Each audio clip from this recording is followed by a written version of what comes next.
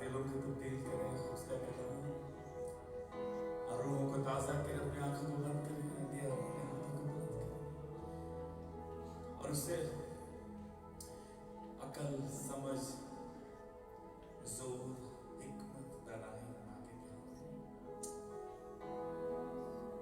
मैं तुमको नया दिल बख्शूंगा,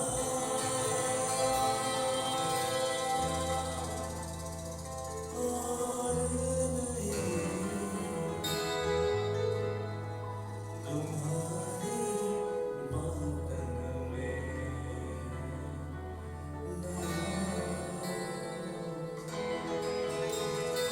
आगे उससे नए रूप को, नए बदन को, नई अक्ल। अपने हाथों को बुलंद करेंगे, सब मिलके अपने वापस अपने हाथ। मैं तुमको नया दिल बख्शूंगा,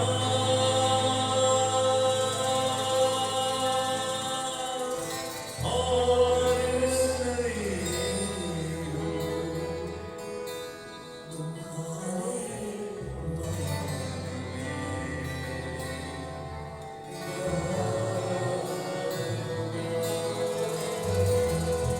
जब नाज़िल होगा कलाम, तो बरसेगी मेरी शिफा। हर लम्हा, हर घड़ी संभाले तेरी वफा। मैं तुमको नया दिल बख्शूंगा, और तुम्हारे बंधन में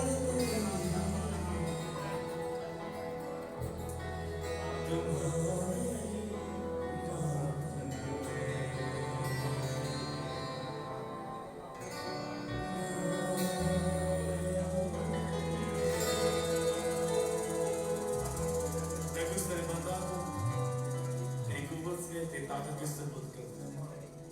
उसका जोर, उसकी कुव्वत, ताकत तू ठहरना है। सर से लेके पैरों तक अपनी कुव्वत को उंडेल उसकी आवाज में लॉर्ड।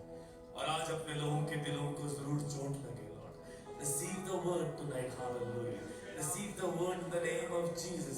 सारे distractions को दूर करे खुदा बाप, ताकि तेरा कलाम इस जगह पे कायम रहे। पसंदगियां तब्दील हुई यीशु खुदा के बेटे के नाम। आमीन, आमीन, आमीन।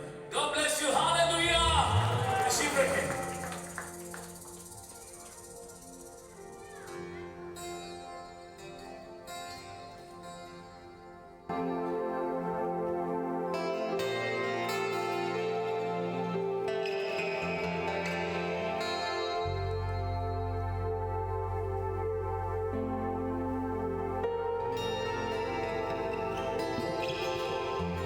Hallelujah. Praise the Lord, church. Hallelujah.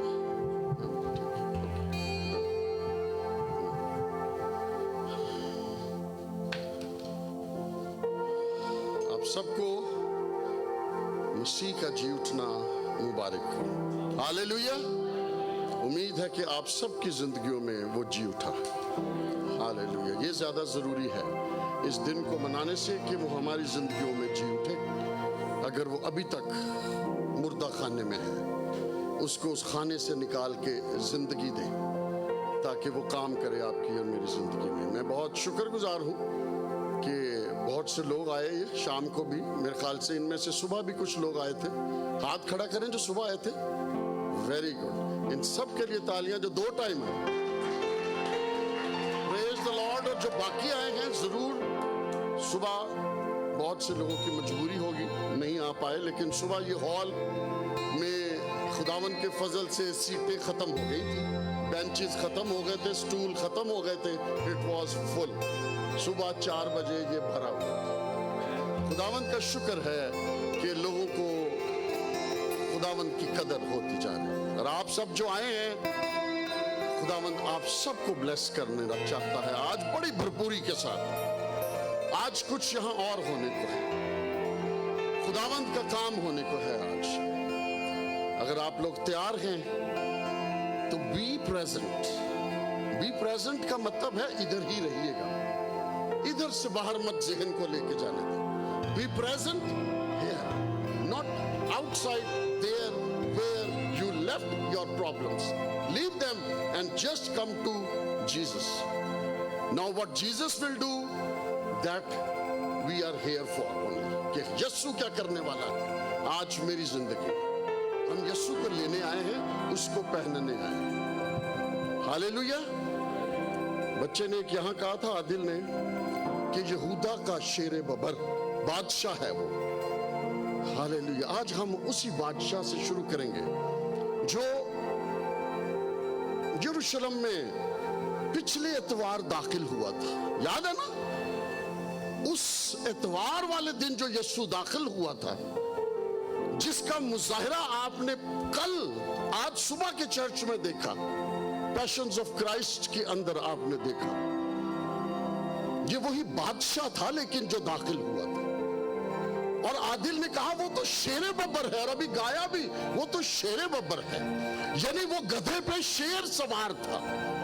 Hallelujah. ऐसा बादशाह जो शेर भी था लेकिन सवार किस पे था? गधे पे था। रूह में शेर होने की जरूरत है। हमारी जंग किसकी है? रूह की। हाथों की, पांव की जंग नहीं, तलवारों की जंग नहीं, वो रूह से शेर था। वो जिस्म से शेर बनना भी नहीं चाहता, ना वो आपको और मुझे तालीम देता है। हालेलुया। आज इस बादशाह को देखना है। ये जो इतवार पिछले को दाखिल हुआ था, वो बादशाह यरूशलेम, जमीनी यरूशलेम में दाखिल हुआ था, लेकिन उसका सफर ये 7 दिन का आसमानी यरूशलेम के लिए था। हालेलुया। क्योंकि उस बादशाह का तख्त इस जमीन पर नहीं बल्कि आसमान पर था। That बादशाह should reach to his throne which is in heaven. Hallelujah. अब उस प्रोसेस को देखना है कि बादशाह कैसा होना चाहिए। ये कैसा बादशाह था जो शेर भी था, गधे पे भी सवार था, और दाहिने हाथ पे भी बैठ गया जाके। हालेलुया। अजीब सा बादशाह है।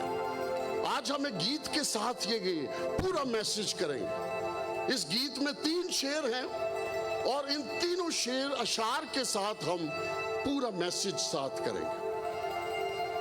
आप लोगों ने जरूर आजकल ये गीत सुना होगा। अर्नेस्ट मल का नाम आप सब जानते हैं। उनके आखिरी टाइम का ये गीत है, और सुभाष गिल उनके साथ हुआ करते थे। और आज सुभाष गिल खुदावंद के बहुत बड़े खादिम हैं, परस्तार हैं। उन्होंने ये अभी पिछले दिनों बहुत खूबसूरत अंदाज में पेश किया उनकी याद में। तो ये हम उनकी याद में भी पेश करेंगे और सुनेंगे कि खुदावंद ने अपने बंदा से कलाम कैसे किया। खुदावंद जब लोगों को पैगाम देता है पाक रूह के वसीला से, तो वो दूसरों के लिए दे रहा होता है, सिर्फ उसके लिए नहीं है। वो आपको बरकत मिलती है, आपके लिए नहीं बल्कि दूसरे बरकत पाए। अर्नेस्ट मल ने ये गीत लिखा, गाया, सुभाष गिल के थ्रू हम तक पहुंचा, और आज खुदा का बेटा सुनील ये आपके सामने खड़ा है। ये मेरे साथ इस गीत को लेकर चले। इस गीत को सुनना है आपने। ये वो गीत था जब अर्नेस्ट मल खुदावंद से दुआ कर रहे थे, तो खुदावंद रूबरू हुए दुआ में। अर्नेस्ट मल ने कहा उनसे, खुदावंद मैं तुझसे एक बात कहना चाहता हूं कि मैं तुझसे प्यार करता हूं। यीशु से कहा मैं तुझसे प्यार करता हूं। हम भी सब कहते हैं यीशु मैं तुझसे प्यार करता हूं, करती हूं। अर्नेस्ट मल को जवाब मिला, अर्नेस्ट आ मैं तुझे दिखाऊं कि मैं तो तेरे सिर्फ प्यार करता है, मैं तेरे लिए मरता हूं। आज उस मौत को जिस तरीके से यीशु ने दिखाया अर्नेस्ट मल को, आज वो खुदावंद हमें दिखाना चाहता है। कहा आ मैं, तो उस गीत में लिखा है उसने, आ मैं तुझको दिखाऊं, मैं तो तुझ पे मरता हूं। अब ये वो सफर उस सलीब तक का यीशु ने अर्नेस्ट मल को दिखाया, जो इस कलाम में लिखा है, और हम कलाम से प्रूफ करेंगे उसको। हालेलुया। लेकिन जो लिखा अर्नेस्ट मल ने, दैट इज ऑल्सो कलाम। आइए हम उसके पहले शेर से शुरू करते हैं। जब गीत गाया जाए अपने आप को दुआ में रखिएगा, एंड जस्ट अपने कान इस गीत पर लगाइएगा। अगर किसी को आता है तो आंखें बंद करके गाइए, nothing else, be in the presence of the Holy Spirit. जी हालेलुया।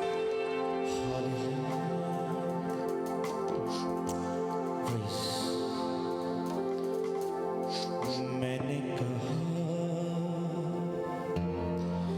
कैसे तुझे हम अपनी आंखें बंद रखेंगे। ये अर्नेस्ट कह रहे हैं खुदावंद से, मैं तुझसे प्यार करता हूं।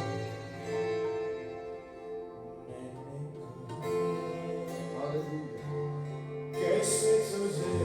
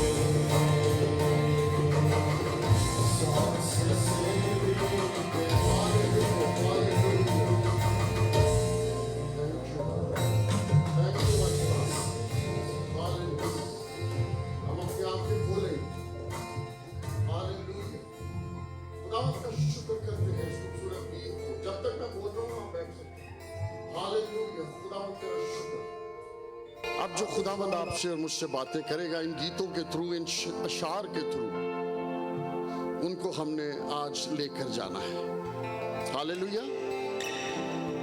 बादशाह, दो क्वालिटीज बादशाह के लिए हैं। जब वो अपने तख्त पे बैठने वाला होता है तो उसको पहले तैयार किया जाता है। वो बिस्तर से उठ के सीधा तख्त पे नहीं बैठता। वो एक लिबास में, हीरे जवाहरात में तख्त पे बैठता है। लेकिन यहां जो बादशाह आ रहा है, जिसने उस तख्त पे बैठना है, एक तो वो गधे पे सवार है और दूसरा आज हम देखेंगे जो उसको जवाहरात पहनाए गए हैं, वो बड़े ही डिफरेंट जवाहरात पहनाए गए हैं। उस तख्त पे बैठने से पहले कुछ जवाहिर उसको पहनाए गए हैं, कुछ मोती उसको लगाए गए हैं, जिनसे फायदा किनको पहुंचा है? हमें। मोती किसको लगाए गए हैं? यीशु को। हमने सुबह के मैसेज में भी कुछ ऐसी बातें सुनी थी, क्योंकि मैसेज तो मसीह का एक ही है, कोई डिफरेंट नहीं है। लेकिन यहां हम बादशाह को देख रहे हैं कि बादशाह तैयार होकर जा रहा है, तैयारी के मराहिल से गुजर रहा है और उसको क्या जवाहिर पहनाए जा रहे हैं। इसका टॉपिक खुदावंद ने मुझे इस गीत में दिया था, मसीह के जवाहिर जो हमारी जिंदगी के लिए मोती बन गए। जवाहिर उसको लगे और मोती हमारी जिंदगी के लिए वो बन गए। हम चमकने लगे, हम रोशन हो गए, हम जिंदा हो गए, हम आबाद हो गए, हम माफ हो गए। जवाहिर उसको लगे। आज वो जवाहिर भी देखेंगे, उनकी डिटेल भी देखेंगे, कुछ कॉन्सेप्ट्स भी क्लियर होंगे। As always concept in Jawahir का भी हमारा क्लियर होने वाला है कि कहां से आए।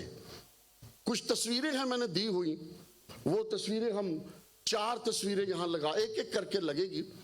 जो पहले शेर में उसने बोला था, वो आंखें प्यार की है जो कहानी। खुदावन उस रास्ते से अर्नस्ट को लेकर जाते हैं और उस रास्ते पर इतने जुल्म और सितम होने के बावजूद उसको यीशु की आंखों में नजर क्या आता है? प्यार। वो प्यार नजर इसलिए आता है कि ये जो मार खा रहा है, ये जो कूटा जा रहा है, ये जो लहू लुहान हो रहा है, ये मेरे लिए हो रहा है। तो प्यार ये क्या हुआ फिर? This is the love. उसके बाद पहला जौहर जो लगाया गया, उसको मोती जो खुदावंद को पिरोया गया, वो कहता है वो कीले जो देती हैं मुझे जिंदगानी। उसको सबसे पहले क्या ठोका गया? कहता है वो बयान जो इसमें कर रहा है कि उसने वो कीले दिखाई उसको जो मेरी जिंदगी के लिए लगाई गई थी। उसको किस लिए लगाई गई थी? कीले, ये वो कीले हैं। बड़ा गौर से इन कीलों की तरफ देखिएगा, आज तक शायद आपने इन पर गौर नहीं किया। और एक बात याद रखें, चारों अनाजील में कीलों का जिक्र ही नहीं है। किसी का है चैलेंज के लिखा हुआ है? नो। इंग्लिश बाइबल में आ जाए तो उसकी ट्रांसलेशन है ही इज नेल्ड। उर्दू में है उसको सलीब, उसको मसलूब किया गया। कीलों का किसी चारों अंजील में नहीं है। लेकिन मसलूब करने का मतलब ये है कीलों के साथ लटकाना। तूमा ने क्या कहा था? तूमा ने क्या कहा था? मैं तो तब यकीन करूंगा जब मैं उसके हाथों की उंगलियों में, उसके हाथों के सुराखों में उंगली डालूंगा। इससे प्रूफ क्या होता है कि कील ही ठोके गए थे। क्या ठोके गए थे? कील ही लगाए गए थे और कुछ। ये जो कील है ना, आप जानते हैं इनकी लंबाई क्या है? कम से कम 4.5 से 5 इंच का कील होता है। मेरा हाथ कितना है? ये शायद 1 इंच की है इसकी डेप्थ, बाकी 4 इंच कहां जा रहे थे? बाकी 4 इंच लकड़ी को क्रॉस करते थे, जिसमें से 3 इंच लकड़ी को क्रॉस करता था और एंड से उसको मोड़ दिया जाता था। वो क्रॉस करके बाहर निकलता था। सलीब देने का तरीका बता रहा हूं आपको। ये वो कील थे जो 4.5 से 5 इंच का कील एक हाथ में लगता था और पूरा क्रॉस करता था, जो आगे से बारीक और पीछे से मोटा होता था। यानी बारीकी और फिर पीछे से वो बड़ा छेद करता हुआ, लकड़ी को काटता हुआ, चीरता हुआ, यानी पीछे 3 इंच 4 इंच की लकड़ी को भी क्रॉस करके बाहर निकल के उसको फिर मोड़ दिया जाता था ताकि हाथों से वो निकल ना जाए। ये लंबाई थी। ये थी वो पहला जवाहिर में से एक मोती जो उसको लगाया गया था। ये बादशाह तैयार हो रहा है अपने तख्त पर बैठने के लिए। बादशाहत ये वाली हासिल करना इतना आसान नहीं थी यीशु के लिए। ये पहला मोती है जो खुदावंद के हाथों में ठोका गया। और ये ठोका किस लिए था? कहता है ताकि तुम पाओ जिंदगी, और वो भी कसरत की जिंदगी। वो कहता है ये मेरी जिंदगानी के लिए खुदावंद ने मुझे दी है। यीशु ने ही बताया अर्नस्ट को, उसने कहा ये मेरी जिंदगी के लिए। एक और प्रूफ पढ़ लिया इसका, कुलसियों में आइएगा। आपको पता होना चाहिए कि कहां चीजें लिखी हैं और कहां नहीं लिखी। कलाम में कई कीलों का जिक्र नहीं था अनाजील में, लेकिन पौलुस बताता है। कुलसियों में आइए, उसका 2 बाब। हम असल में गुड फ्राइडे वाले दिन सिर्फ 7 कलमे ही शुरू से देते हैं, इसलिए ये जो चीजें हैं खुदावंद चाहता है कि हम इनके बारे में अच्छी नॉलेज रखें कि कलाम में क्या है, कहां से है, कहां है और कहां नहीं है। उसका 2 बाब और उसकी 13वीं आयत में लिखा है यूं, और उसने तुम्हें भी जो अपने कसूरों और जिस्म की नामख्तूनी के सबब से मुर्दा थे उसके साथ जिंदा किया और हमें सब कसूर माफ किया। और हुक्मों की वो, गौर से सुनना है ये सेंटेंस आप लोगों ने, कि हुक्मों की वो दस्तावेज मिटा डाली जो हमारे नाम पर और हमारे खिलाफ थी, और उसको सलीब पर किससे जड़ा है? ये अंजील में नहीं है, लेकिन खुदावंद का बंदा जब खुदावंद कलाम करता है पाक रूह से, देन ही टेल्स कि उसको कीलों से ही जड़ा था। किस चीज को? वो हुक्मों की दस्तावेज जो हमारे खिलाफ न पुराने अहदनामे में लिख दी गई थी, उसको उसने सलीब पर ठोक दिया है और हमें उससे आजाद किया है। ये है वो आजादी जो इन कीलों की जरिए आपको और मुझे हासिल हुई। वो कहता ना, मैं आया हूं ताकि तुम आजाद हो, मैं आया हूं ताकि तुम जिंदगी पाओ और कसरत की बहाओ। यूहन्ना 10 बाब की 10 आयत में लिखा है कि जिंदगी पाओ और कसरत की पाओ। तो ये कीलें जब ठुकती हैं तो हम जिंदगी पाते हैं और कसरत की। वो तैयार हो रहा है बादशाह आसमान पर जाने के लिए। उसके लिबास, उसके बदन का हिस्सा ये हैं जवाहिर। उसने कोई शाही चीजें नहीं पहनी, उसने वो चीजें पहनी जिसको देखकर वो कहता है कि मैंने इसकी आंखों में क्या देखा? प्यार। ये था वो प्यार जो नजर आता है। और खुदावंद हमारी जिंदगी के लिए ये 5-5 इंच के कील अपने हाथों में ठुकवा कर उन दस्तावेज को वहीं छोड़ आता है और हमें क्या करता है? आजाद करता है, हमें जिंदगी देता है। और वो भी कौन सी वाली? कसरत की। आपके और मेरे लिए ये उसके जवाहिर, पहला जौहर जो है ये हमें जिंदगी देने के लिए खुदा ने उसको दिया था। हालेलुया। हमें यकीन करना है, ये खुदावंद के कलाम में लिखा है। कहां लिखा है? आज आपको पता लग गया कि ये नाजील में नहीं बल्कि ये कुलसियों में बड़ा क्लियरली पौलुस रसूल बयान करता है। कि उसने कीलों से जड़कर ये काम किया है। उसने यही कील बर्दाश्त किए हैं मेरे और आपके लिए। ये है वो गधे पे सवार मासूम शेर। मासूमियत की इंतहा है, चू तक नहीं बाप के आगे करता और हाथ खोल देता है। डू इट, ताकि तेरी मर्जी पूरी हो, मेरी नहीं बल्कि हालेलुया। अगले हम गीत के हिस्से पर जाएंगे। ये पहला ऐसे दुख से उसको रहा था, लेकिन उसमें हिम्मत ना थी कि उसको छू सके। उसके जख्मों की ये हालत है।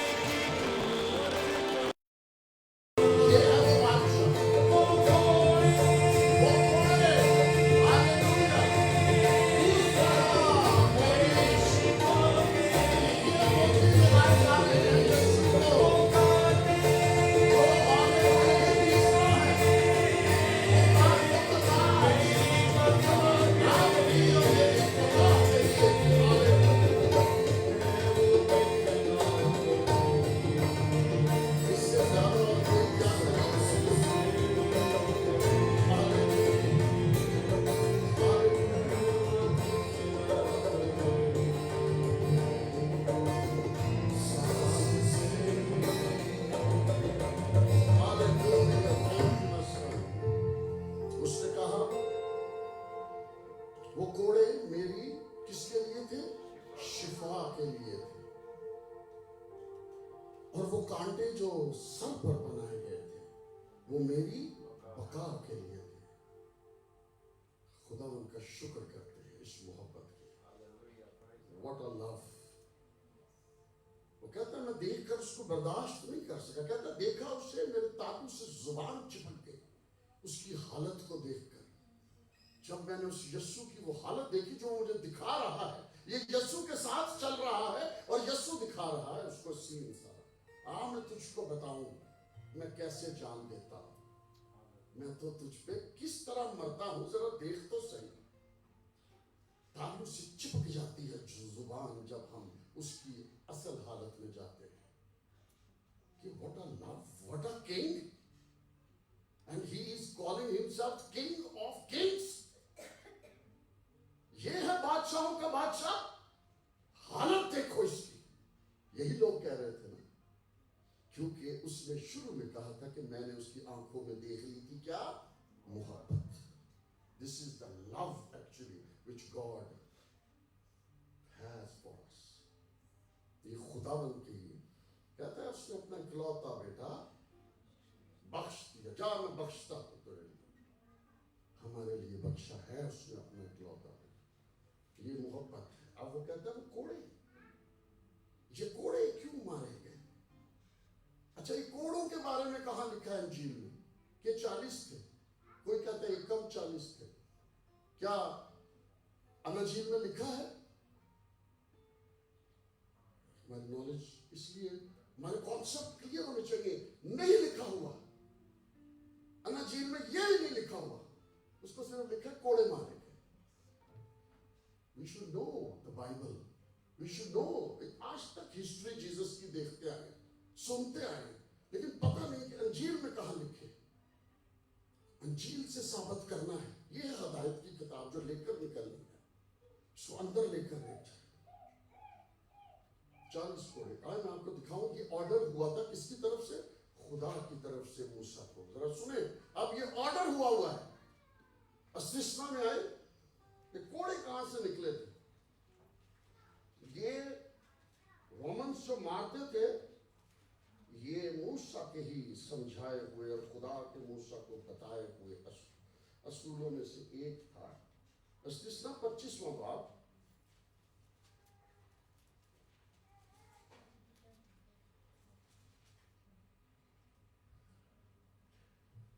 खुदा सुना रहा है मुझे गीत और दे क्या रहा है? नॉलेज। इसलिए जितने गीत आप सुनते हैं ना, सुबह शाम लगा तो लेते हैं अपनी गाड़ियों में, घरों में, लेकिन तवज्जो करें उसमें खुदावंद ने कलाम दिया। वो सुबह शाम खुदावंद कलाम कर रहा है आपसे। उसको सुने, वो हमारी सेहत के लिए अच्छा है। 25वां बाब,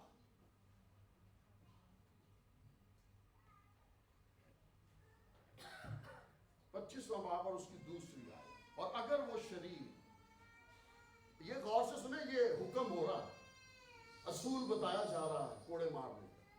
और अगर वो शरीर पिटने के लायक निकले, अगर वो शरीर जो गुनाह करे पिटने के लायक निकले, तो काजी उसे जमीन पर लटवा कर अपनी आंखों के सामने उसकी शरारत के मुताबिक उसे गिन गिन कर कोड़े मारे। वो उसे कितने कोड़े मारे? 40 कोड़े मारे। This is the rule of the Romans given by the Moses, and Moses was given by the Lord. 40 कोड़े मारे, ये तब लिखे थे यीशु के लिए। ऐसे पुराना अहदनामा साथ लेकर चलने की जरूरत नहीं है। लोग कहते हैं कितना जरूरी है पुराना अहदनामा साथ लेकर चलने की। तो ऐत इसीलिए इसमें डाली गई है। अंजील, ज़बूर इकट्ठे सब इसीलिए डाले गए हैं। They are interconnected. पेशेंट को यह है, ये 40 कोड़े वहां लिखे गए थे। इससे ज्यादा ना मारे, ये भी लिखा आगे पढ़े, इससे ज्यादा ना मारे। तो इसका मतलब इससे ज्यादा मारने का ऑर्डर ही नहीं था। ता ना हो कि उससे ज्यादा कोड़े लगाने से तेरा भाई तुझको हकीर मालूम होने लगे। ठीक है जी। अब आपको पता लग गया कि ये कहां से आ गए कोड़े। ये कोड़े ऐਵੇਂ ही नहीं वो मार रहे थे, it's given by the Lord. ये कानून था रोमन्स का कि कोड़े मारे जाएं 40। अब एक कम 40 कहां से आ गए, ये भी खुदावंत का कलाम बताता है। खुदावंत के कलाम में ही सब लिखा है। पौलुस रसूल को जो खुदा यूज करता है ना, वो बड़े टेक्निकली उसको यूज किया ताकि चीजें क्लैरिफाई होती जाए, हमें क्या होती जाए, क्लियर होती जाए कि ये कोड़े किस तरह से हो गए। अच्छा सर, कोड़े की तस्वीर लगाइए। ये एक कोड़ा है जो रोमन्स का फलग्रम कहलाता है। ये था वो कोड़ा, इसका नाम था कैट ऑफ 9 टेल्स। ये उनका कोड़ा था जो उस वक्त रोमन्स यूज करते थे। इसके 9 कैट ऑफ 9 टेल्स इसका नाम था, जिसके आगे कील लगे होते थे लोहे के। यह सिर्फ लगता नहीं था, यह कुछ लेकर भी साथ आता था। यह जब लगता था जिस्म पे तो यह कील ऐसे खुबते थे और साथ गोश्त बाहर आता था। तो मारे कितने गए? एक कम 40। वो भी देख लेते हैं, उनका भी जिक्र है कलाम में। दिस इज द सेकंड मोती। इसमें तो 9 मोती लगे हुए, एक नहीं है। इसमें 9 मोती लगाकर यस्सु को छलनी किया गया था इसके साथ, असल जिसमें बस करना कर चाहते थे। इसके बाद क्रॉस उठाई गई थी, इसके बाद क्रॉस उठाई थी, खोपड़ी तक इसके बाद गए थे। सोचो, एक कोई खा ले तबीयत राजी हो जाएगी, हम उठेंगे नहीं बेहोश। बेहोश गधे पे सवार शेर है, याद रखना, ये बेहोश नहीं होता, ये अंदर से शेर है, जज्बा है ये मोहब्बत का। ये उसको गधा, उसको घोड़ा, उसको मामूली जानवर नहीं, उसको शेर ही रखती है। ये थी वो मोहब्बत जो अंदर थी। बाहर के शेर को ये मारो तो शेर भी ढेर हो जाएगा। मारो 40 घोड़े शेर को, कोड़े ये वाले, इसमें एक कोड़ा नहीं, इसमें 9 कोड़े एक वक्त में लगते हैं। 9 4 are 36, 360 कोड़े लगे ना। 9 40 बार मारोगे तो 360 बनेंगे। तो ये 360 कोड़े पड़ रहे हैं। कोड़े में तो एक होता है, इनके खास कोड़े का नाम था रोमन फलग्रम, और इसके 9 कैट्स टेल के अंदर 9 हिस्से थे। 9 के साथ 2-2 कील लगे होते थे आगे, तो 18 हो गए ये कील एक के अंदर। ये सिर्फ वही बर्दाश्त कर सकता है बादशाह जो अंदर से शेर हो। आपको पता है बादशाह के लिए जरूरी है कि बादशाहत लेने के लिए जज्बा होना चाहिए, बादशाह लेने के लिए आपको जंगजू होना चाहिए, बादशाह बनने के लिए बहादुर होना चाहिए, बादशाह बनने के लिए निडर होना चाहिए, बादशाह बनने के लिए हिम्मत भी होनी चाहिए, बादशाह बनने के लिए बर्दाश्त भी होनी चाहिए। तो ये सब कुछ इस बादशाह के अंदर था। सवार तो वो घोड़े पे था, हाथ में ना तलवार ना भाला ना कुछ, लेकिन अंदर से उसमें वो सारी बादशाह वाली क्वालिटीज थी। ऐਵੇਂ ही नहीं, वो बादशाहों का बादशाह है। हम बादशाहों के बादशाह के बारे में बात कर रहे हैं। जमीन पर कितने नाम, एक ही नाम। आसमान पर कितने नाम, एक ही नाम। आयल मरवा की कुंजिया का मालिक एक ही। ये वो है, इसमें कौन सी चीज की कमी है? टॉलरेंस की, लव की, पेशेंस की? No, nothing is less, everything is in abundance. That's why he will give you life in abundance, क्योंकि है उसके पास अबंडेंस, इसीलिए अबंडेंस में देता है। कसरत से ये चीजें हैं तो कसरत से ही बांटता है। ये बादशाहों का बादशाह है जो जा रहा है अपनी मंजिल की तरफ, टारगेट अचीव करने के लिए, जिसके बारे में हमने सुना, तमाम हुआ, पूरा हुआ, अपनी रूह देता हूं तेरे हाथों में, सारी बातें सुनी थी ना, वो एंड हुआ था जाके। लेकिन जो ये हो रहा था, वो गीतकार कहता है कि मुझे यस्सु दिखा रहा है, एंड मेरी जुबान तो तालू से चिपक जाती। When I close my eyes and watch the scene. अभी मैं वहां बैठा था तो मुझे दुआ के दौरान बिजली सी गिर रही हुई नजर आई। What is that? कि खुदावंद आज बिजलियां गिराने वाला है आपके ऊपर। He wants to burn you. पुरानी जिंदगी को आज आग लगाना चाहता है, नई जिंदगी में दाखला इस बादशाह के साथ देना चाहता है। अभी आखिरी वर्ष जो खुदावंद देगा, वो खुदावंद आपकी जिंदगियां बदलने के लिए जरूर देगा। तीसरी चीज आ गई, एक यसाया 53 बाब की 5वीं आयत भी पढ़ लें इसके बारे में।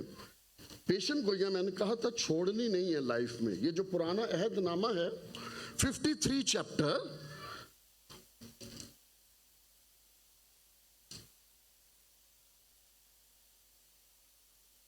उसकी 5वीं आयत में यूं लिखा है, हालांकि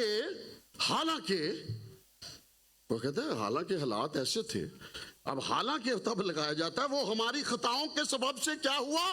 घायल किया गया, हमारी बदकारी के बायस कुचला गया, हमारी ही सलामती के लिए उस पर सियासत हुई, ताकि उसके क्या खाने से हम क्या पाए। वो कहता है मेरी शिफा के लिए थे। आज वही कलाम खुदावंद अपने बंदे को दे रहा है जिसका नाम अर्नस्ट मल है, और उसको कहता है ये कोड़े जो मैं खा रहा हूं ये तेरी शिफा के लिए है। Receive your healing, receive your healing, because he already beaten. वो मारा जा चुका है, शिफा रिलीज हो चुकी है। ये कोड़े मारने से निकल क्या रही थी? शिफा, शिफा, शिफा, जिसको लोग कहते थे ओ मेरे छूने से कौन शिफा पा गया, ये निकलती थी। ये ऐसे बुखारात की तरह साथ चलती थी शिफा। आज भी वो बुखारात यहां मौजूद है, क्योंकि ये 9 ज़रबे 360 आपके लिए खाए गए हैं ताकि मेरे लिए शिफा रिलीज हो। And it is released in the name of Jesus from this body which is tortured badly, जिसको तोड़ा गया, असल में निकल रही थी उसमें से शिफा। जब झाड़ते हैं किसी चीज को तो निकलता है जो उसमें होता है, तो उसमें तो शिफा ही थी, उसमें तो जिंदगी थी। तो वो झाड़ते जा रहे थे, उठा उठा के पटक रहे थे और निकलती जा रही थी शिफा किसके लिए? मेरी शिफा के लिए। दूसरी चीज जो रिलीज हुई वो कोड़े है। उसके बाद कांटों का ताज। सर जी लगाइएगा, कांटों का ताज भी दिखाएं हमें। ये बड़े रोमन्स ने, जिसके लिए अभी दुआ के लिए भी उसने बेटे ने कहा था कि उसके सर पर कांटों का ताज रखा गया था। कांटों का ताज। These thorns, ये आप कांटा देख सकते हैं साइज। वो जितना लंबा कील था ये उतने ही इंच का कांटा था। 5 से 6 इंच का कांटा इसके ऊपर होता है। और पहनाने के लिए, फिक्स करने के लिए जोर भी दिया जाता है। ऐसे ही है ना, फिक्स करने के लिए मैं इसके सर पे रखूंगा, थोड़ी सी मैं फिक्स करूंगा, तो फिर वो कांटे कहां जाएंगे? बाहर, अंदर। ये वो कांटे थे जो बड़े प्रेम के साथ मेरे यीशु ने अपने सर पर बर्दाश्त किए। बिकॉज ये भी बादशाह के सर का सिंगार है। ताज बादशाह के सर का, ताज के बगैर तो बादशाह कुछ नहीं। तो इस बादशाह को भी तो कोई ताज बनाना था ना। इस बादशाह को, जिसको देखकर तालू से जुबान चिपक जाती है, उसकी वो कंडीशन देखकर उसके ऊपर ये रखना भी जरूरी था। इसके बगैर वो बादशाह कैसे कहलाएगा? How he called to be a king of kings. कैसे बादशाहों का बादशाह कहला सकता है विदाउट हिज क्राउन? इस ताज को पहनने के बाद ही उसने पहले ही बोल दिया था कि तुम जिंदगी का ताज पाओगे। ये रीजन बना उसकी मौत का। और हमें कह के गया था कि तुम क्या पाओगे? तुम जिंदगी का ताज पाओगे। मरते दम तक वफादार रहना तो क्या पाओगे? जिंदगी का ताज। वो ऐसा नहीं है, वो फूलों वाला है, वो मेवों वाला है, खुशबुओं वाला है। उस ताज को देने के लिए इस ताज को पहनना जरूरी था। बादशाह का तीसरा संघार था ये कि उसको अब ये ताज क्यों लगाया गया? खुदावंद इसको कहते हैं ताजपोशी। ये ताजपोशी हुई थी। तख्त पर बैठने वाला है वो, उसने तख्त पे पहुंचना है। उसका टारगेट क्या है? I have to reach my throne. मुझे अपने तख्त पे पहुंचना है, उस बादशाह को जहां से वो आया था। And he is going through all the ceremony. ये वो सेरेमनी चल रही है। ये क्या चल रही है? सेरेमनी, रस्म चल रही है उस बादशाह की। उसको ताजपोशी अब कर दी गई है। उसको क्या कर दिया गया है? ताज पहना दिया गया है, ताकि लिख दिया जाए yes he is the king. वो मजबूर थे लिखने में। जैसे भी उन्होंने लिखा यहूदियों का बादशाह। And this is the truth, this is the truth. यही सच्चाई है, वही है बादशाह। वो लेकिन ऐसे ताज पहनने वाला बादशाह है क्योंकि मैंने उसकी आंखों में मोहब्बत देखी, मैंने उसकी हालत देखी तो तालू से मेरी जुबान चिपक गई। ऐसा खुदा है, ऐसा मेरा बादशाह है, बादशाहों का बादशाह। मैं ऐसे बादशाह के पीछे चल पड़ा हूं who cannot save himself। डाकू की तरह मैं बोलूं तू नहीं बचा सकता अपने आप को, तू बादशाह है? नहीं, मैं जानता हूं कि तू बेऐब है, बस तू मुझे बादशाही में याद करना। वो फैसला करने की जरूरत है। उसके साथ उस बादशाही, क्या बात की थी उस डाकू ने? जब तू अपनी बादशाही में जाए, किस में जाए? आसमान पे जाए? उसने कहा नहीं, उसने कहा था जब तू अपने तख्त पे बैठे। एक्चुअली बादशाही तख्त पे ही होती है। वो तू जब अपने तख्त पे बैठे तो माइकल को याद जरूर करना। अपना नाम लेके जरूर आज दुआ करना, खुदावन जब तू तख्त पे बैठे, जब तू तख्त पे बैठे, क्योंकि वो तख्त पे ही बैठा है, तू जब अब तख्त पे बैठता है, please do remember me, I am your son. हमें खुदावन से बात, मैं इसीलिए दुआ एंड में कहता हूं, तो अब आपकी बारी है खुदावन से बात करने की। और आज इस गीत के बाद खुदा एक गीत का मिसरा बोलेगा और वो आपसे बात करने को बोलेगा। He will ask you to speak। खुदावन चाहता है कि मैं और आप, यूहन्ना 19 बाब 1 आयत, अब ये सारी मैं आपको इसलिए बता रहा हूं, पढ़ेंगे नहीं, यानी उसको ताज पहनाने का है कि ये सारी बात अंजील में लिखी है। ओके, ताज के बारे में चारों अंजीलों में, लूका में भी, मरकस में भी, मत्ती में भी, यूहन्ना में, चारों में लिखी है। आप पढ़ सकते हैं यूहन्ना 19 बाब 1 आयत, लूका के 23 बाब, मरकस के 15वें बाब और मत्ती के 27वें बाब, ये चारों में डिफाइन है। ओके, कि ये लिखा हुआ है। आप जानते हैं उससे कहा था कांटे किस लिए। अब मैं उस शेर का एंड करता हूं। वो कहता है वो कांटे मेरी बका के लिए थे। बका का मतलब क्या है? बका का मतलब है हिफाजत। बका का मतलब क्या है? जिंदगी। बका का मतलब क्या है? प्रोटेक्शन। आपको पता है बागबान ग्राउंड के इर्द गिर्द एक बाड़ लगाता है। जंग के दौरान बॉर्डर के ऊपर एक बाड़ लगाई जाती है कांटों की। कौन सी बाड़ होती वो? कांटों की बाड़। जेल के ऊपर कांटों की बाड़ लगाई जाती है। For what purpose? प्रोटेक्शन। ताकि कोई शैतानी काम ना हो, ताकि कोई जानवर हमला ना कर दे, ताकि कोई दुश्मन हमला ना कर दे। इसलिए कांटों की बाड़ लगाई जाती है। ये यीशु के सर पे कांटों की बाड़ लगाई उसने ताकि हम प्रोटेक्ट हो जाए। हमारी प्रोटेक्शन के लिए ये बाड़ उस पे कांटों की लगाई गई। तो कहता है ये कांटे मेरी बका के लिए थे, मेरी प्रोटेक्शन के लिए ये बाड़ लगा दी है। खुदावन ने फरिश्तों की बाड़ चारों तरफ मेरे लगी है ताकि नथिंग शुड हार्म मी। वो कहता है तेरे आसपास कितने गिरेंगे? 10,000, लेकिन तेरे नजदीक भी ना आएंगी। वो तो गिरेंगे लेकिन तेरे तो वो नजदीक भी ना आएंगी, क्योंकि I have protected you. Hallelujah, you are protected. आप क्यों डरते हैं?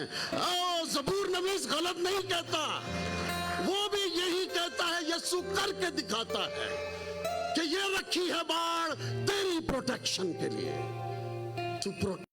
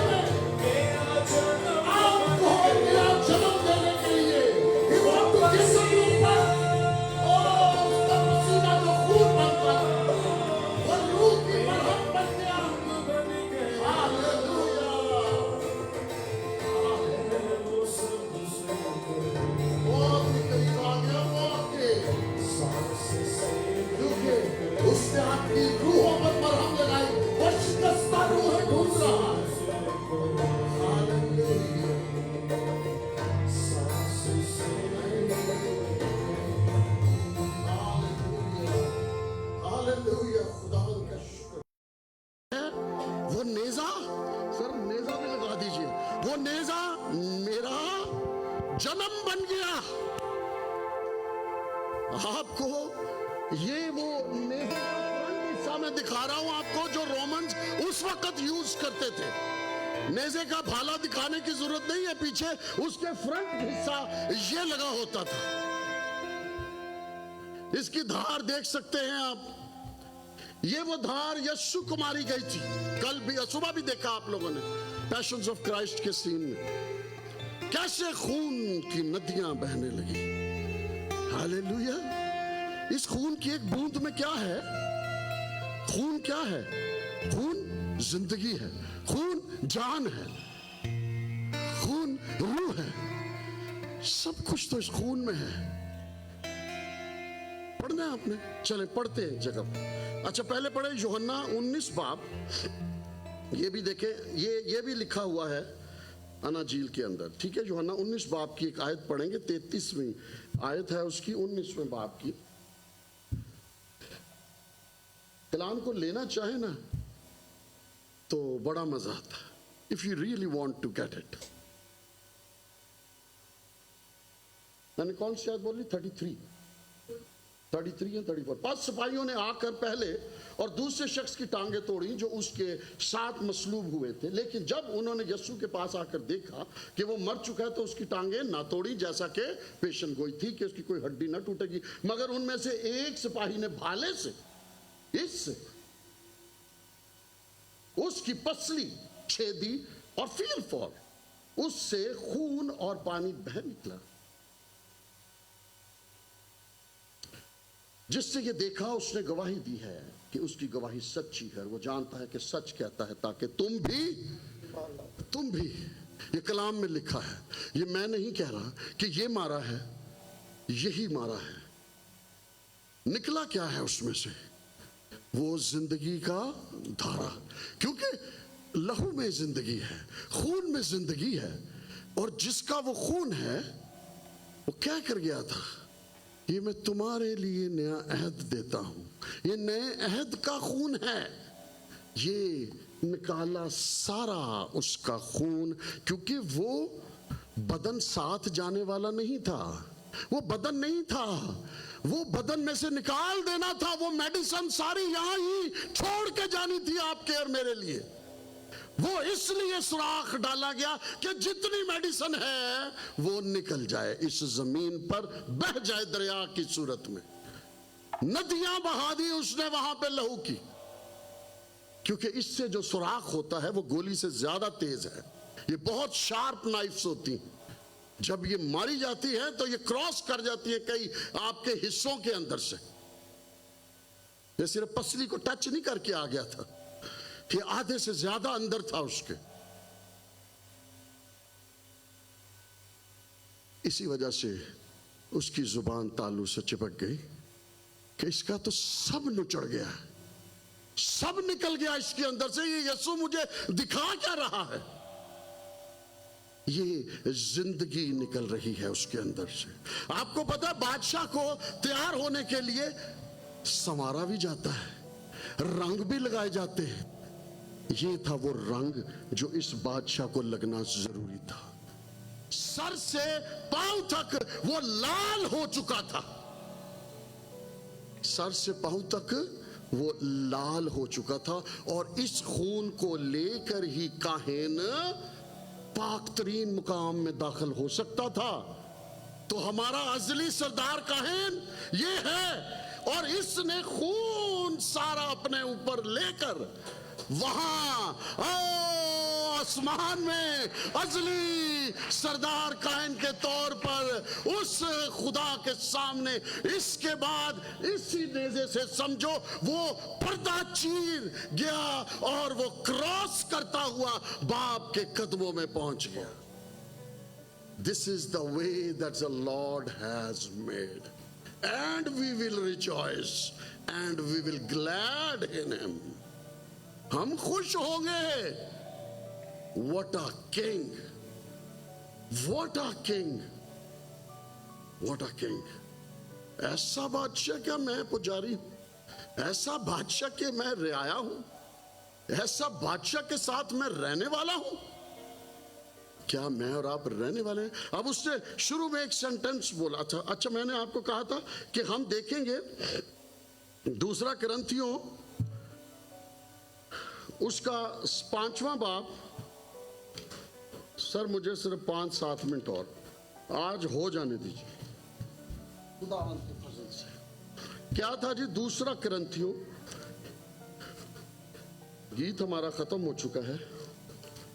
2 कुरिन्थियों, हम उसकी हजूरी में बैठे हैं। देखिए आज, वाह वाह वाह, हालेलुया, सारे हालेलुया उसके कदमों में बैठे हैं। 5 बाब और 17वीं आयत में, 5 बाब और उसकी 17वीं आयत जरा गौर से पढ़िएगा। 1-2 आयतें हम पढ़ेंगे। इसलिए अगर कोई मसीह में है तो नया मखलूक है, पुरानी चीजें जाती रही, देखो वो नहीं होगी। शेर में क्या लिखा था?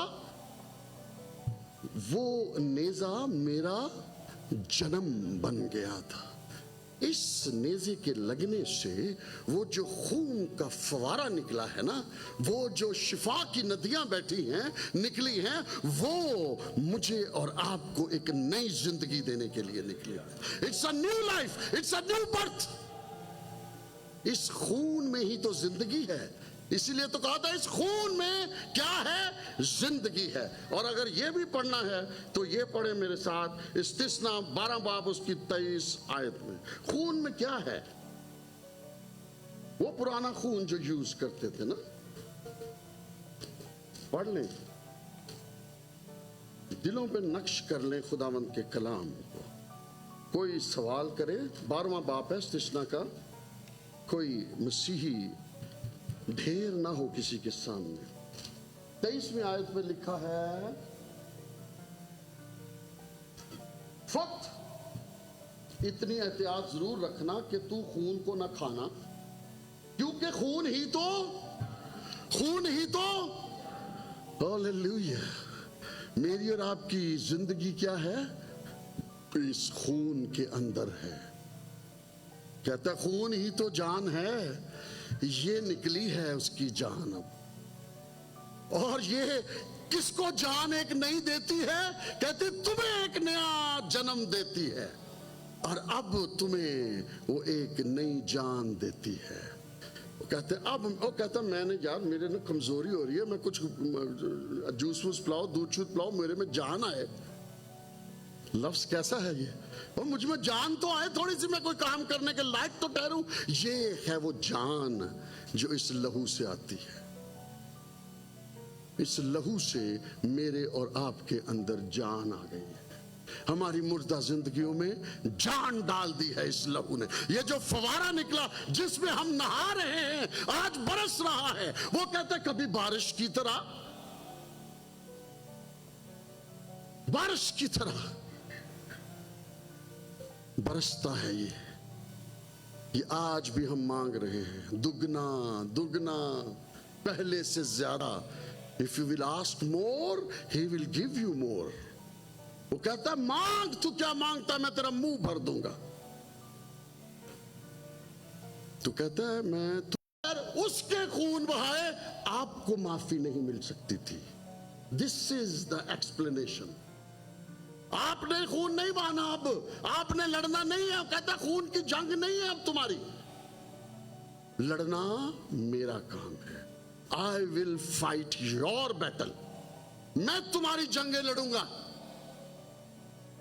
खून मैं बहाऊंगा, and you will be clean, you will be safe, and you will get a new life. और कहता है वो जो खून पसीना बन बन के गिरता था ना, वो कहता है वो मेरी रूह की मरहम बन गया है। मेरी रूह की क्या बन गया है?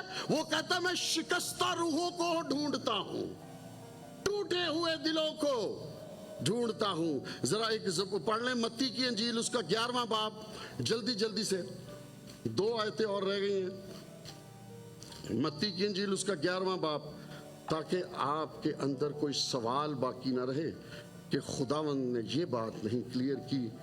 28वीं आयत में लिखा है,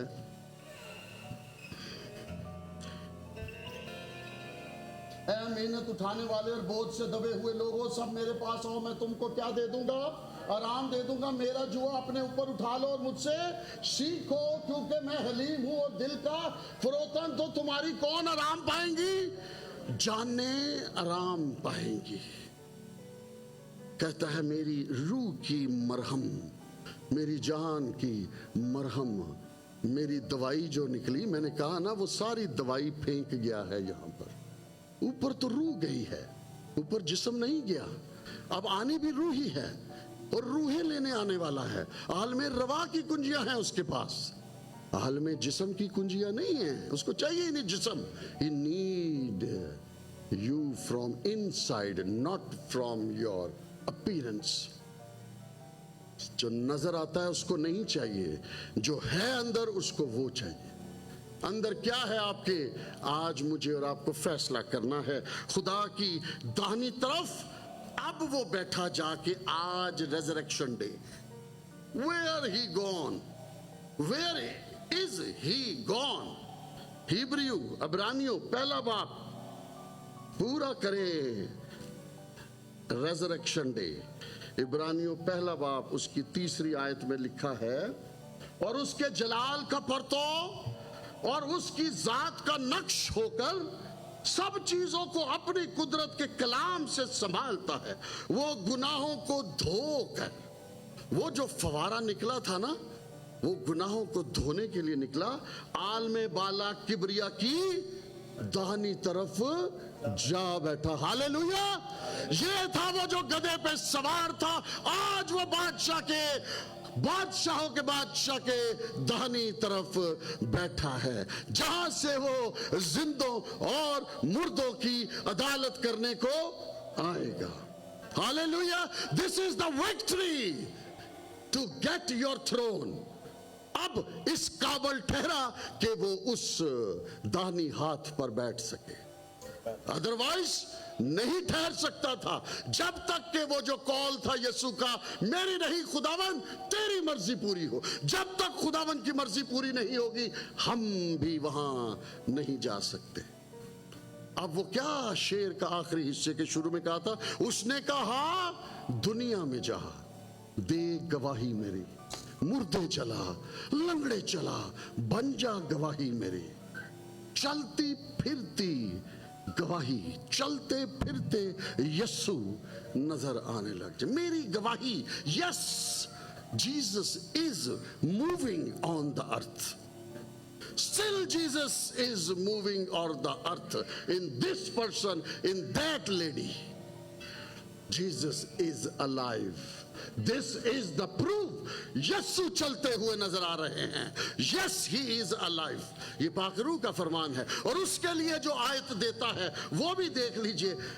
अमाल 2 बाब,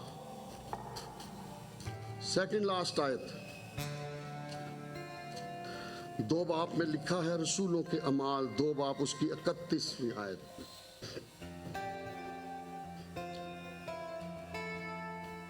क्या आयत बोली? 31।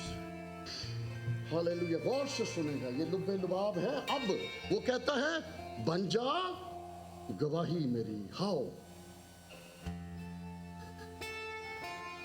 उसने पेशन गोई के तौर पर मसीह के जी उठने का जिक्र किया कि ना वो आलमे रवाह में छोड़ा गया, ना उसके ये गवाही है आपकी, अब ये गवाही बनानी है जिंदगी की, ना उसके जिस्म के सड़ने की नौबत पहुंची। इसी यीशु को खुदा ने जलाया जिसके हम सब गवाह हैं। कहता है बन जा गवाह मेरा।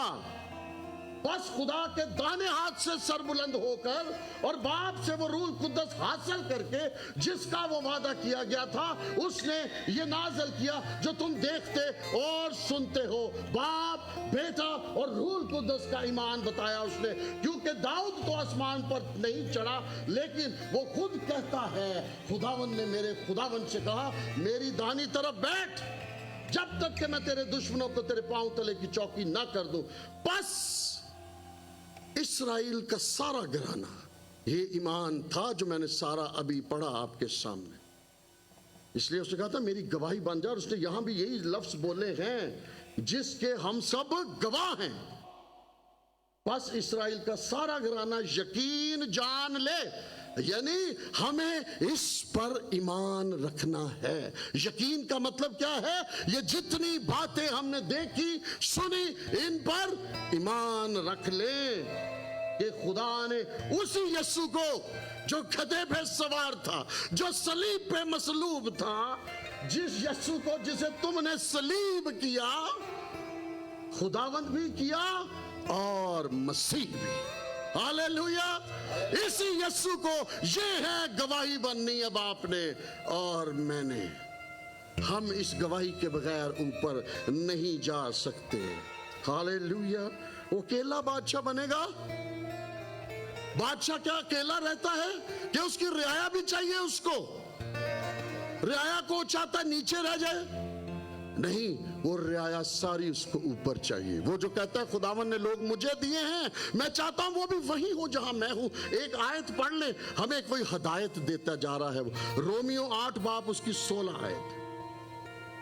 This is the last verse. Come on the music, my son. What we said, we will do that. 8 बाब और उसकी 16 आयत। रोमियो जी भाई 8 बाब और उसकी 16 आयत। अभी हम एक गीत थोड़ा सा एंड करेंगे। रूह खुद, गौर से सुनिएगा, रूह खुद हमारी रूह के साथ मिलकर गवाही देता है कि हम खुदा के क्या हैं। अब हम क्या हैं? फर्जंद हैं। और अगर फर्जंद हैं, अब इसको गौर से पढ़ना, अगर फर्जंद हैं तो इनहेरिटेंस आ गई यहां पर, विरासत। ये वो अपने तख्त पर बैठा है बादशाह, वो कहता है तुम इसके साथ क्या हो? वारिस हो। तुम्हें भी वही होना चाहिए ना वारिसों को। तो मोहब्बत का मेयार आपको आज उसने दिखाया है, उस यरूशलेम और खुदा के दाहिने हाथ पे बैठने का। देख लिया मेयार आपने मोहब्बत का? तालू से जुबानें चिपक जाती हैं, जान अजाब में पड़ जाती है ये देखकर, टांगे कांप जाती हैं उस विरासत को हासिल करने के लिए। उसी जगह जाना है। मेरी और आपकी मंजिल कौन सी है? जहां मेरा और आपका यीशु है। और अगर फर्जंद हैं तो वारिस भी हैं, यानी खुदा के वारिस। खुदा के वारिस का क्या मतलब है? खुदा कोई जायदाद है? खुदा कोई प्रॉपर्टी है? आंखें, कान, दिमाग खुल जाना चाहिए। Attentive please. खुदा क्या है? जो इसके आप और मैं वारिस है। यानी जितना हक यीशु का है उतना हक आपका भी है खुदा पे। God belongs to you as he belongs to Jesus. वो सब में पेलौठा है। वो भाई है बड़ा, वो पेलौठा है। बाप एक ही है, नो अदर जनरेशन। एक ही बाप और पेलोठों में एक ही पेलोठा, और उसका नाम पेलोठा मतलब होता है जो सबसे बड़ा होता है, जो सबसे पहला होता है। वो कौन है? यीशु। और हम कौन से हैं? हम ले पालक बेटे और बेटियां के। ले पालक का मतलब होता है जिनका खून देकर ले लिया जाए, जिनकी कीमत देकर ले ली जाए, वो ले पालक कहलाते हैं। हमारी कीमत वो फवारा था जो आखिर में निकल गया सारे का सारा। इसको खत्म करते हैं। मसीह के हम मिरास हो जाएंगे फिर आप, बशर्ते, उसमें शर्त है, लेकिन आपने यीशु के हालात देख लिए, वही शर्त है। बशर्ते उसके साथ क्या उठाओ? जोर से बोलो। नहीं नहीं, सलीब उठाना है। उस दुख का नाम क्या है? सलीब। आपने वो गीत सुना है, सलीब उठा के तुझे चलना होगा? मैं गाऊं आपके लिए। सलीब उठा के तुझे चलना होगा, सलीब उठा के तुझे चलना होगा। आज यीशु को दिल देना होगा, आज यीशु को दिल देना होगा। सलीब उठा के तुझे चलना होगा। दिल नहीं सिर्फ देना, उसके साथ सलीब भी उठानी पड़ेगी। वो कहता है साथ दुख उठाए ताकि उसके साथ जलाल, जलाल हो, जलाल जलाल हो, उसके साथ आप और मैं जलाल अगर पाना चाहते हैं तो उठाने के लिए सलीबें अपनी तैयार हो जाएं। उसकी सलीब के मनाजर दिखा दिए अर्नेस्ट मल को खुदा ने, उसके जरिए आज इस बेटे के आवाज के थ्रू हम तक और इस कलाम के थ्रू हम तक पहुंचे। तो फिर वो क्या कहता है आखिर में? सुनील प्लीज आप हमारा गौर से सुनिएगा। अपनी अब खुदा आपसे कुछ कर, उसने कहा था आ गया हूं मैं तेरे करीब, सांस से भी करीब। अब वो कुछ आपसे कहता है, ये आपसे डिमांड है खुदा की। अब वो कहता है मेरी सांस के करीब आ जा, सारे फासले मिटा दे। Come on church, listen to the voice of the Lord. ये भी खुदावंद की आवाज पूरी चीज। Now it's time to follow your Lord. खुदावंद मैं चाहता हूँ मैं वो विरासत का हिस्सा बनूं, मैं अपने खुदा बाप को हासिल कर सकूं जिसको तू हासिल करने में कामयाब हो। हालेलुया। आपकी हर तन्हाई का पर्सनल, तन्हाई का मतलब है पर्सनल प्रॉब्लम्स का यीशु। हालेलुया। ओ हालेलुया। अपनी तन्हाइयों में यीशु को लो, उसको सेवक बना लो अपना, सजाओ अपनी तन्हाइयों को यीशु की मौजूदगी।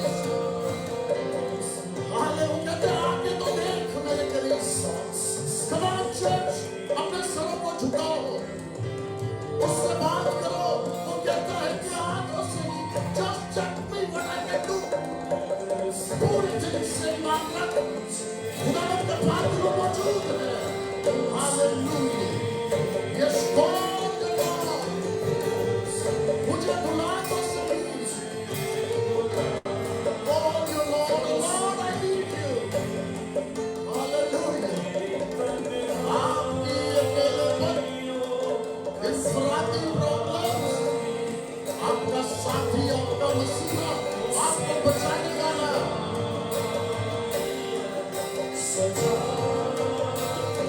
आपको खुला चांस दे रहा है, ओपन चांस। आप क्यों ये चांस जाया करते हो?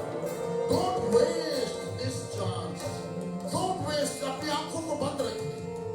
हाँ, खुदावंद चाहता है कि आप इस चांस को जाया ना करें। Hallelujah. Pastor Adeel, if you can come. Hallelujah.